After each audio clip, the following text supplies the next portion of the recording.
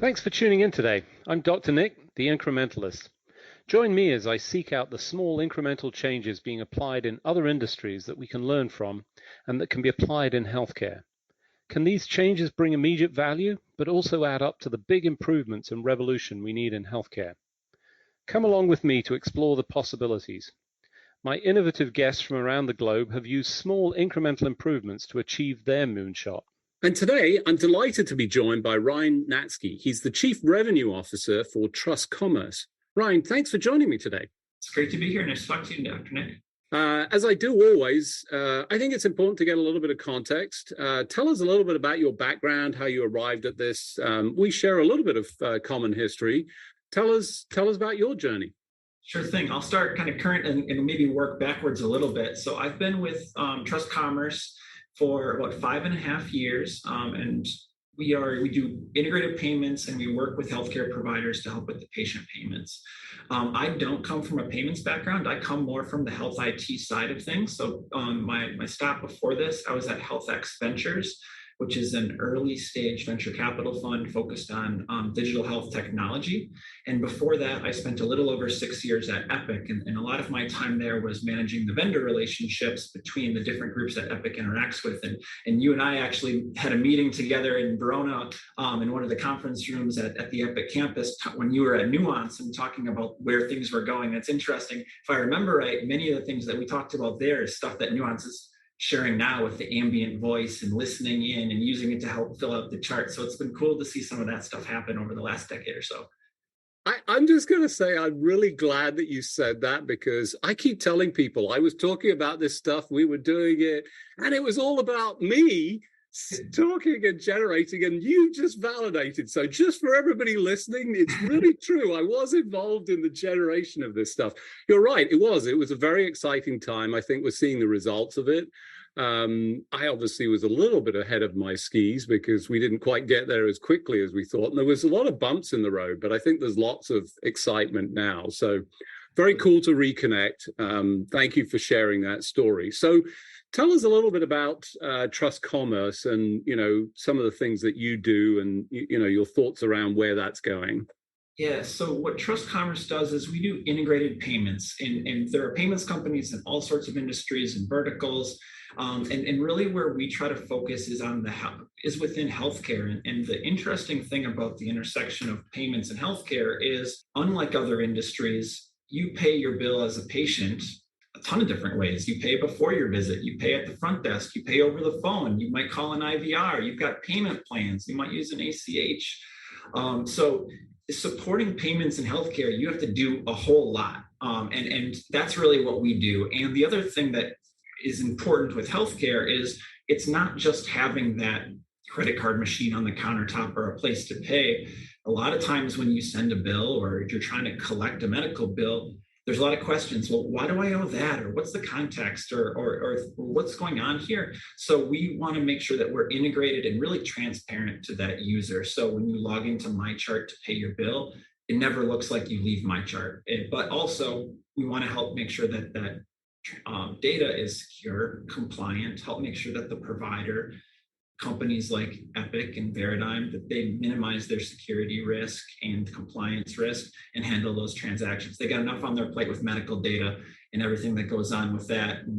Credit card data brings a whole nother area in there. So we kind of sit in that sweet spot of fintech and health tech to help with the patient payments.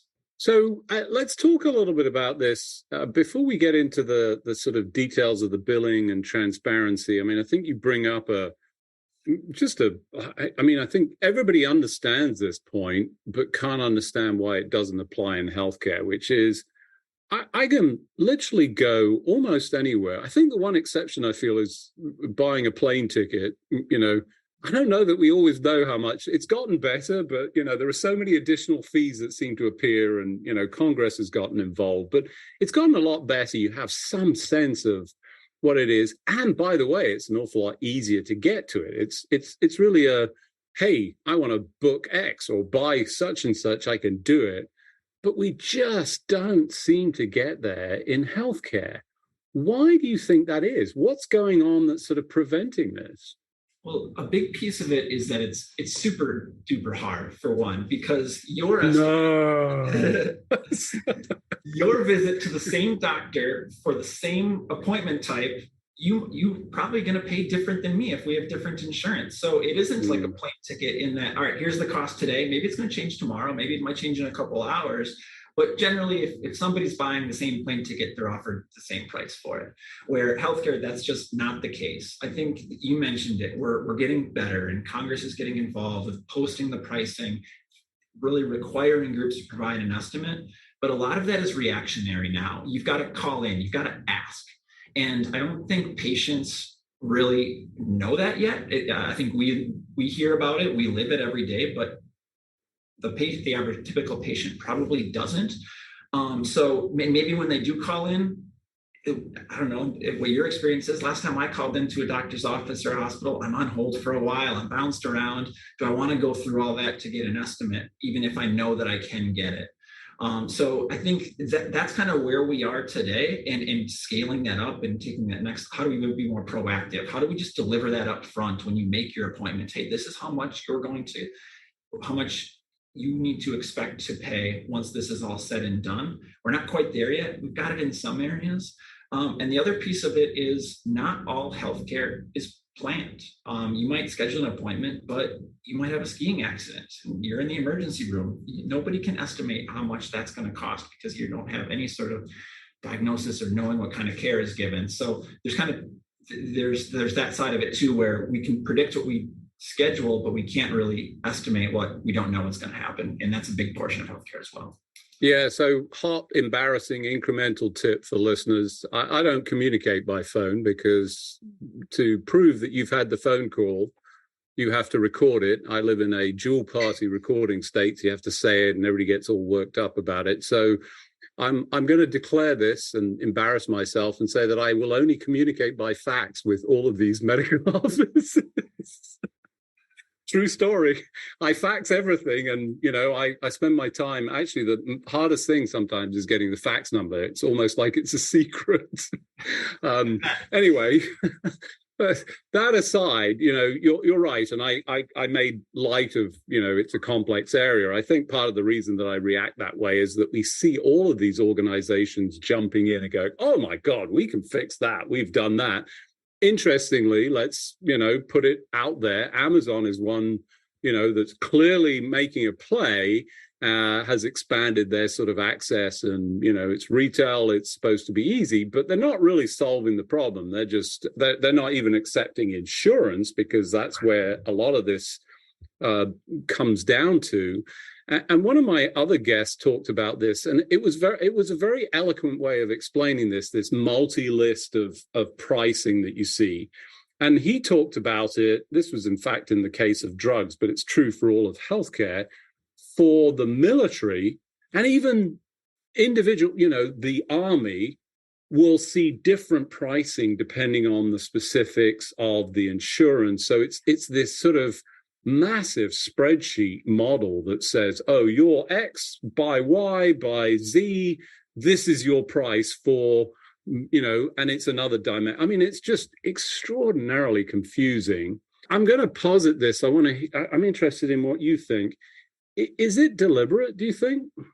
I don't know if it's deliberate. I just don't know if it's always been the top priority, because if you're a healthcare provider, the patient responsibility is not where the majority of your revenue actually comes from. It's coming from the health plans and the government.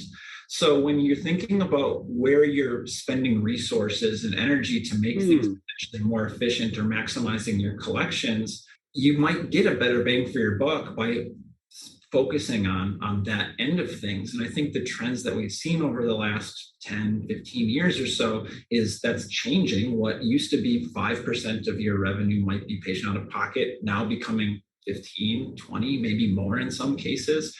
You can't write off 40% of that the way you could before, because now that's a really meaningful amount towards your margins. So I don't think it's necessarily deliberate. I don't think anybody's out there to say, I'm trying to make it so hard on my patients. But when you think about things of where else you could spend your resources, it hasn't necessarily been the top priority historically. Yeah, no, I agree with you in that sense. I mean, I think I've always started from the position that I think people come in with the best intentions, and the incentives that exist will distort behavior, not necessarily in the way that we expect or even want, quite frankly. And that's true even in the billing. I think the vast majority, there is a small minority, and just put them to one side, that they're just misbehaving, and we don't need to sort of replicate that behavior. So we're seeing more in the way of transparency. We've seen lots of regulations that says, hey, you have to. I'll tell you my own personal experience actually getting that information was, I might as well have been pulling teeth. And it wasn't, and I had, it sounded very similar to your sort of word stream. Well, I don't know, was a lot of the response, because we don't know X and Y and, insurance and this, and something could happen. How do we effectively solve for that?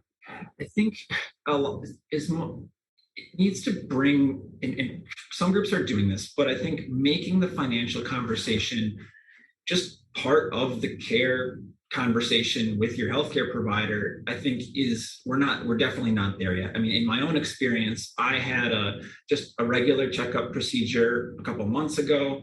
The provider said, hey, I noticed this, we can do that. Do you want to just take care of that right here? And I said, great, let's do it. I'm here. I don't need to schedule another appointment. I don't have to leave work. And I knew in the back of my mind, I'm probably going to get charged for this, but it was not brought up at all. So that bill came and I was like, I knew it. All right, I'll pay it. I get it. I'm fortunate enough that I'm in a position where it wasn't that big of a deal and it wasn't a big dollar amount, but that's not the case for everybody. And it could have been 10 times more for something else. And it wasn't even a part of the conversation of, do you want this treatment? It will cost that. It just wasn't there. And I think making that more normalized and giving the providers that information so that when they're having those kind of conversations with their patients, that they can bring that up and give them that context, it would be a great movement towards that. So for those of you just joining, I'm Dr. Nick, the Incrementalist. Today I'm talking to Ryne Natzke. He's the Chief Revenue Officer at Trust Commerce. We were just talking about the transparent billing and, I'm going to be a little bit pejorative here, and I don't mean it fully in this respect, but, the upsell, which it really isn't. I mean, I think to your point about that sequence of events, hey, we're here, we're doing this, we found this, why don't we just fix it? I mean, that's the same as the car mechanic saying, your brake pads actually need fixing. Let's do that now. That's not a bad process. But you bring up a point, and I'm just going to push back a little bit because I feel this and feel completely free to push back on me, because maybe this is my Britishness. But I will tell you, when I practiced medicine in the UK, money never came up. And to be clear, it's not free. It never was free. It's free at the point of service. I went and practiced in Australia. And one of the things I had to do was to finish each consultation with, and how would you like to pay? And it was the most uncomfortable part of the conversation that I had. I could have all sorts of really uncomfortable personal conversations with people with no problem at all. But talking about money was very difficult. Is that just me, or is that broadly part of the problem? No, I think that is the case. I do think that the industry and kind of the perception behind it is changing. And if I remember from my background, so when I was at the venture capital fund, we did look at a company that helped with price transparency and getting collections based off of estimates and things like that. It was a company called Health at Best. We ultimately ended up acquiring them in the last few years here. But I remember talking to the CIO at a health system and saying, hey, we're evaluating this company. What do you think about this? And he goes, Ryne, I can't imagine asking my patients to pay before they even show up. That's just not going to work. And we still ended up investing in it. And I do think that that's different now, but there's a couple ways you can do it to make it less uncomfortable. Because if you say, hey, how are you going to pay for this? But by the way, it is this many dollars for this reason. And by the way, here's why, because this is off of your health plan. I think patients are going to be more used to it. If you say, hey, this is going to cost $500. If you don't pay for it, we're going to cancel your appointment, and there's no context, there's no more information about it, then I think that's a little bit of a different story. And you can do that with digital tools, right? That doesn't have to even be a conversation. That can be a text message or walking them through a portal, things like that, that makes it a little bit more natural. But also, again, going back to that same appointment I was at, I went to go check in and they said, hey, Ryne, you have a $30 copay for this visit. Do you want to take care of that now, or should we send you a bill after the fact? And I wanted to just be like, why are you giving me the choice? Just make me pay this right here. Because if you send me the bill, I know it's going to cost you $5-6 to send that statement. It's going to take longer for you to collect. It's going to sit on my counter for 4 weeks before I even go pay it. I don't have a bunch of stamps. I'm not going to the post office anymore.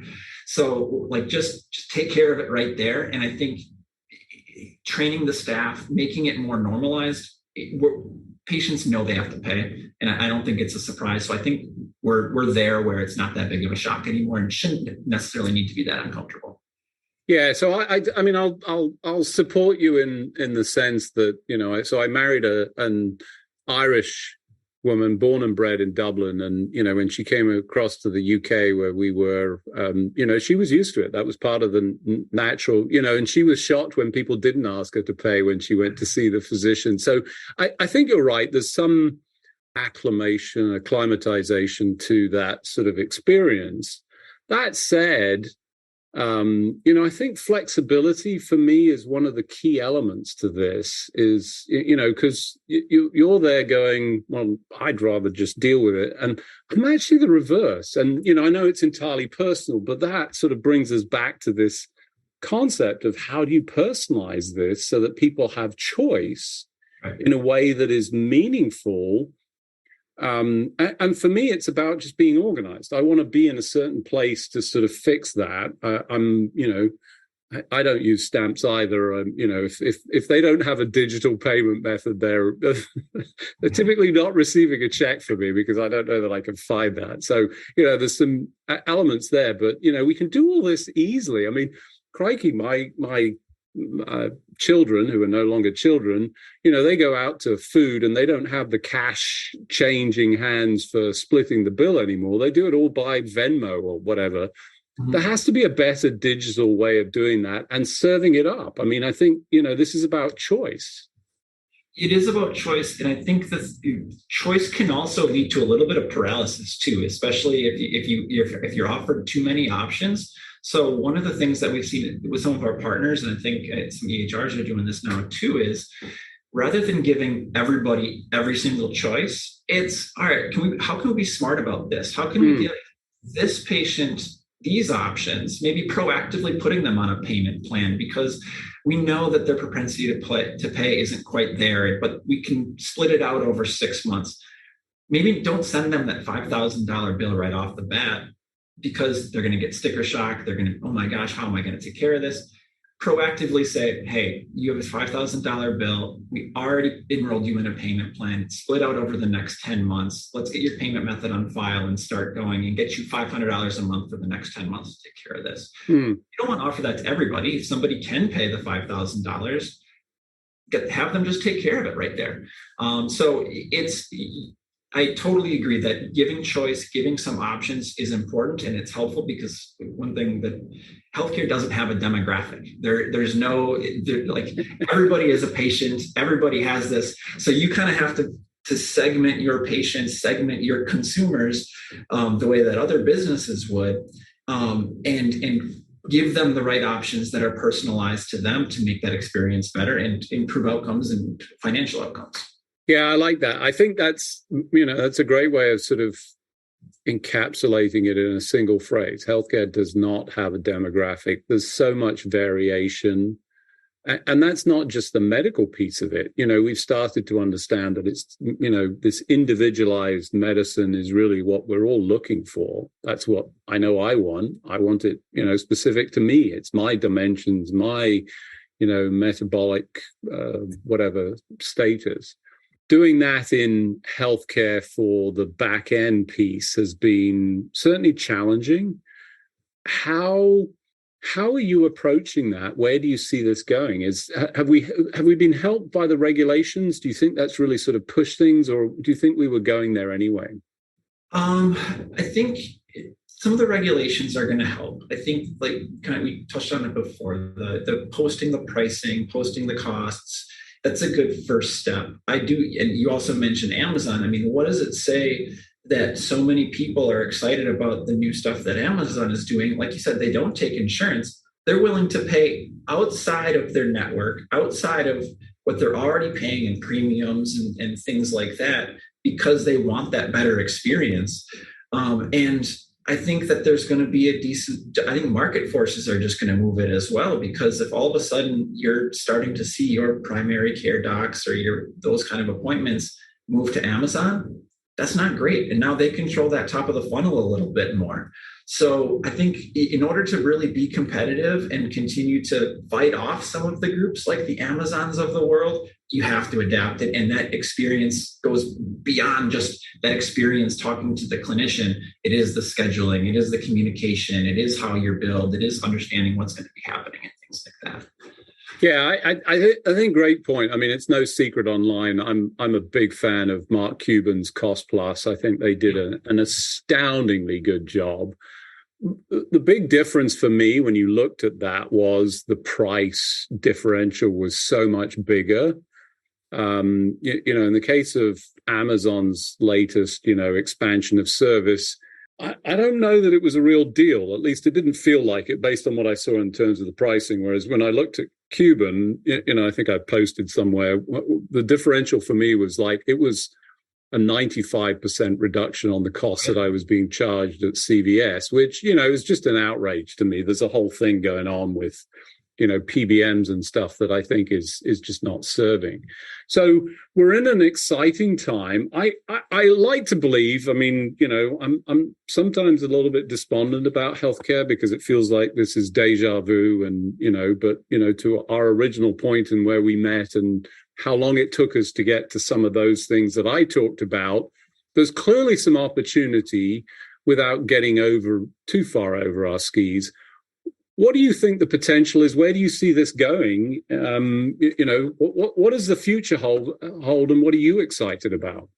So one of the things you just mentioned is like healthcare nobody's going to accuse healthcare of being an early adopter of breaking technology. I think we've all got to be a little bit of patient and have the right expectations of how things are coming in. But I think we are moving to a place where I need to schedule an appointment. I need care. All right, I'm going to go online. Do I get this through Amazon? Do I get it through my primary care provider? Do I get it through my insurance directly?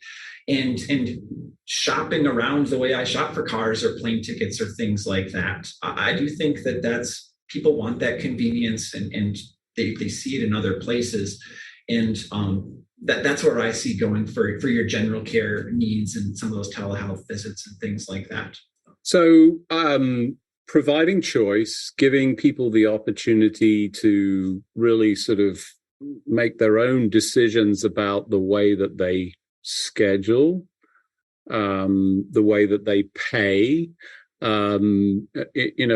getting all of that. Are we well positioned to be able to deliver against that? What do you see the timeline for this? It's starting now. So I do think that it's going to be incremental. It's not going to happen overnight. But it is going to move. We're going to gradually move there. And I think as the younger generation, and they're not used to the old way of doing things. They're not used to necessarily having a primary care provider. So I think it's going to be a little bit generational too, as people kind of progress and get more connected to their own health. Fantastic. Well, as we do each and every week, unfortunately, we've run out of time. I think I'm in agreement with you, and obviously, you pick a key word for me, incremental. I think it is. It's every journey starts with small steps. We're all looking for the moonshot, but the moonshot takes a small step to start with. Exciting times. Lots happening that I think is positive. Just remains for me to. Thank you for joining me on the show. Ryne, thanks for joining me. Thank you so much. It was great talking to you. Thanks for joining me today. Do you have any better ideas, or have you found a small incremental change that's brought about a big improvement in your world? Let's continue the conversation on our hashtag, The Incrementalist, or share with me at Dr. Nick1 on Twitter. You can find more information about the show on our program page at healthcarenowradio.com.